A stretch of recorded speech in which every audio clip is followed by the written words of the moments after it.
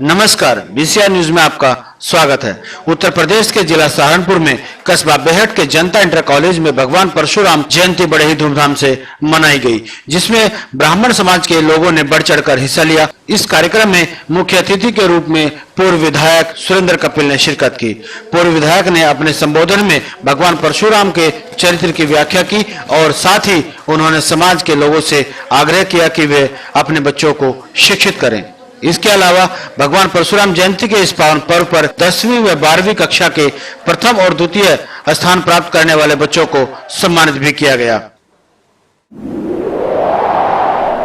भगवान परशुराम जी विष्णु भगवान के छठे अवतार के रूप में हमारे हिंदू शास्त्रों में बताए जाएंगे और उनके समाज में भगवान के रूप में ही और भगवान के अवतार के रूप में ही मान्यता है।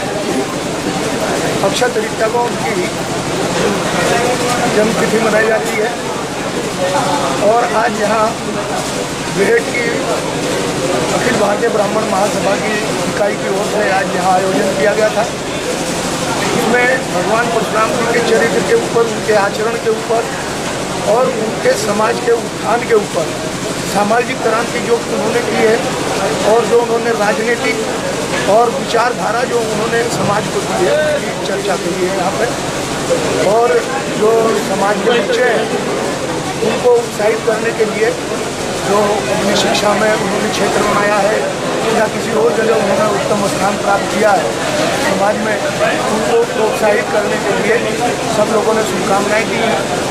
और सबसे बड़ी बात यह है कि जो आज समाज के अंदर समरसता वाली बात की जरूरत है, भगवान परशुराम जी ऐसा व्यक्तित्व थे जिन्होंने पूरे समाज के लिए और बल्कि सबसे पहले अगर उन्होंने दलित पीड़ित और जनजातियों के लिए उनके उत्थान की बात की तो वो सबसे पहले भगवान परशुराम जी थे, जिन्होंने उन्हीं के सहयोग से अताताई जो जगत के राजा थे, जो चरित्रहीन थे, आचरणहीन थे, उन सबको 21 बार धरा से समूल नष्ट करके उन्होंने यहाँ पर धर्म की स्थापना की। उनके आचरण का यहाँ पर चर्चा हुई है। और सबसे बड़ी बात यह है कि आज एक समाज में भ्रांति पैदा इस बात की होती है कि उन्होंने 21 बार अक्षत्रियों को जमीन से ऊपर भूमि से विनाश किया है, जबकि ऐसी कोई बात नहीं है। क्योंकि परशुराम जी ने जो सिद्धि के दिए हुए उनके अस्त्र, दिव्य शस्त्र थे, वो सब अपने विश्वसनीय जनक राज्य के पास रखे हुए थे जो क्षत्रिय थे। लेकिन वो क्योंकि मर्यादित राजा थे और दशरथ ही मर्यादित राजा थे, इसलिए वो उनके विश्वसनीय सूत्रों उनमें पात्रों में रहे हैं। उन्होंने सिर्फ उन लोगों का विनाश किया है जो अताताई थे और आचरण थे। जयंती पर हमने अपने सभी साथियों से, समाज के सिर्फ ब्राह्मण से ही हमने सबसे ये अनुरोध किया है कि नशा और मदिरापान ये समाज में एक सबसे बड़ा दुर्गुण है, जिसकी वजह से हमारे समाज की बहुत सारी समस्याएं पैदा हो रही हैं।